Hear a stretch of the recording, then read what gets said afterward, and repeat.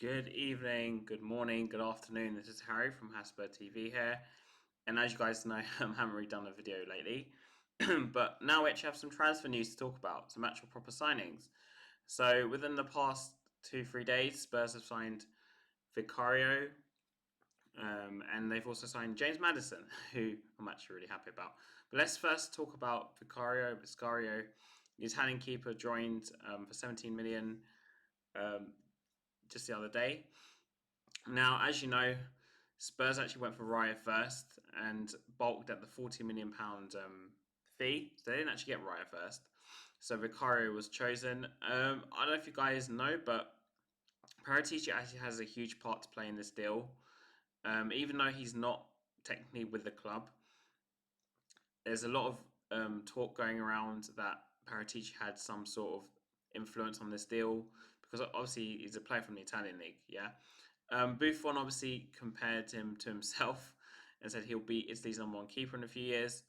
Now that is to me a massive stretch, and yes, I must confess I haven't seen him, but I'm not saying Vicario is going to be bad, but for me, Vraya was obviously the better choice because right now Spurs need probably proven players. They can come in, calm down this team, especially the defense. And this is where the keeper to me was so important to be a Premier League keeper or someone of obviously like high quality, which is why I named players like Minigan at AC Milan. I know people will be like, oh, but you want Minigan, but you don't want this guy from Italy. But he's like a super ultra confident goalkeeper compared to this Vicario. That's from what I've seen at least. And then you had obviously Martinez, who's one that I wanted. Obviously, he has the ex Arsenal thing, and coming to Tottenham would, I think, piss off Arsenal fans when we play against them, especially. So he was another one on my list. Raya was one that I didn't say no to, I didn't say yes to. But now we've got to the point where we signed someone from Serie A who is not really, I've got to say, he's not really that elite level. He's a young goalkeeper, which some may say is good.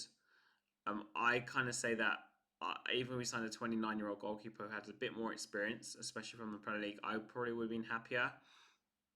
I do think a few years ago we missed out on someone like Nick Pope, who went to Newcastle, who I actually am a massive fan of. And obviously, yeah, I mean, Martinez went to Villa and he's proved himself there. So Vicario for me is a massive experiment of a deal.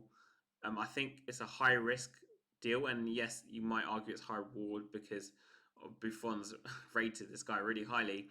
From the highlights I've seen, he punches a lot. A lot of people actually told me this who watch Serie A. He does, yes, make great shot stopping saves, but you kind of like assume that with a goalkeeper of that level. Um, and yeah, I'm not saying I'm unhappy we signed him, but at the same time, I'm not going to jump up and down over the moon. We signed Vicario, and I don't think, to me, at least in my opinion, I don't think he's the solution to our goalkeeping problems. He's an improvement on Lloris, but it may take Vicario 1 or 2 seasons to really calm down this defense, which is going to change because Tapsoba and Van der Day or something, Van der Day, the Wolfsburg centre half, is the two names that are being touted about. Now, again, on that front, I'm not I'm not against either of them, but I do think we need an experienced head in that back four.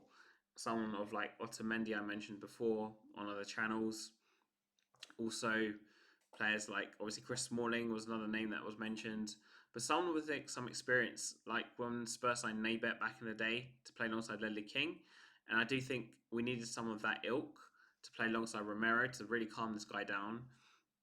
And yes, it's all well and good signing young players, but you need to spread it around with experience. If you look even back to someone like Edgar Davids, who came in and made such a huge difference to that side, and to be honest, we deserved to finish in the top four that season for the first time on the Martin job. But obviously, we all know what happened with Lasagna. But Davids and they bet and players like that right now, especially with this side, we kind of need just a couple experienced heads to come in.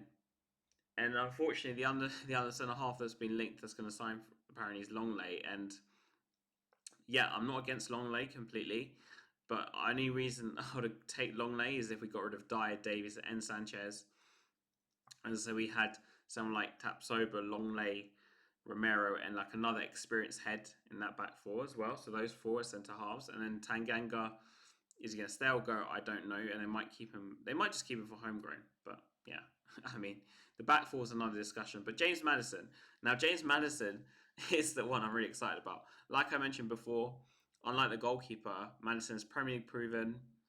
He's done it for Leicester for years. Okay, some people may point to the fact he's had like a bad season last season because obviously Leicester got relegated, but Maddison had like 30 goal contributions. He can score goals. He can take free kicks. He can take corners. He's he's such a good playmaker. I actually earmarked him as an Ericsson replacement 3 to 4 years ago. The one moment that I realized this guy was like he was literally like a baller, basically, if you want to put it that way, was during lockdown. He did an interview with Sky. I'd have to kind of find it to show you, but you really saw a change in Maddison that day. And that was, I think, 2020, 2021. And for me, like Maddison is the best choice to replace Ericsson, but it's just we took so long to sign him, way too long. And obviously, with Winks going the other way in a separate deal, we're letting one homegrown player go and bring another one in to at least fill the quota. And so he ticks those boxes. As for whether Ange wanted Maddison, I kind of have a few question marks. Like I myself, I want Maddison. I'm really excited to see what Maddison can do, but I would question it because Spurs have chased Maddison since Coventry days, and then obviously he went to Norwich, and then he went to Leicester in the end, and we were still looking at him. But as you know, Spurs don't really buy players that really expensive, and obviously 1 or 2 years ago, Maddison would have gone for like 80 million, maybe 60 to 80 million 2 years ago. But now obviously Leicester went down, they can't demand as much. Obviously we got for 40 million, which was kind of surprised to me. But then after being on Leicester channel earlier today, it kind of isn't because they have gone down. So they kind of do need the cash a lot quicker than trying to drag this saga out and trying to scrounge 60 million out of us. So maybe that's why they let him go for 40. And I heard they want to do the deal amicably. But Conte actually said no to Maddison. I know you guys want to hear about Conte, but he did say no to Maddison. And then you've got people like me who wanted Maddison. But does Maddison fit in an Ange system? He can play as that deeper, slightly deeper role. But from what I've heard of Postecoglou's play, is the two number eights obviously have the sitter and the two number eights and the 4-3-3. They push further up, so Maddison might just slot straight in there. And I don't think Maddison can even play in the three in the top, like off the right, because Cesky sometimes will play, I think, or even like I said, further back. But is he a club signing or is he an Ange signing? Obviously, we've heard Ange gave the green light because maybe he didn't want to, he's not going to turn down a player like Maddison. Maybe that's the reason why he gave him the green light. But is Maddison a player that's going to slot straight into the system? I guess we'll find out. Do I still think it's a club signing? I kind of do. But is it manager signing too? I mean, most managers wouldn't turn down Maddison, I don't think. But you just never know.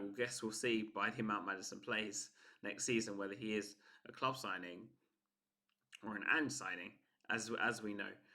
But Vicario, obviously, we heard that Postecoglou actually called him. So you kind of hope for these are actually like Postecoglou signings. But me being a cynic, and I'm been a Spurs fan for so long, I'm never going to hand on heart and say these are the manager signings until we see what happens next season. But at the same time, like I said, Vicario is like the high risk signing. And like I said, I'd rather go out and sign some Premier League proven defensive players as well to go and just harm that defense, because our defense is just, rather than signing a high risk, especially the goalkeeper, I think that's like the highest risk signing you can make in a position, because if the keeper comes in like Vicario and he just doesn't do it, like we're gonna be in trouble. And especially if the defense, who, if we're gonna buy these young players without an experienced head, will probably be even less gelled.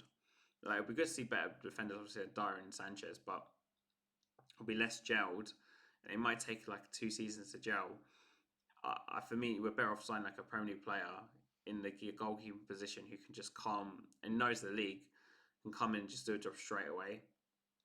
Like I said, Maddison for me, top player. He's going to give us something we missed since Ericsson. But like I said, are these club signings? Are these manager signings? I guess we'll find out from August. And this is Hasper out. And even though we signed two players, I'll still leave you out. So yeah, leave you out. Did it?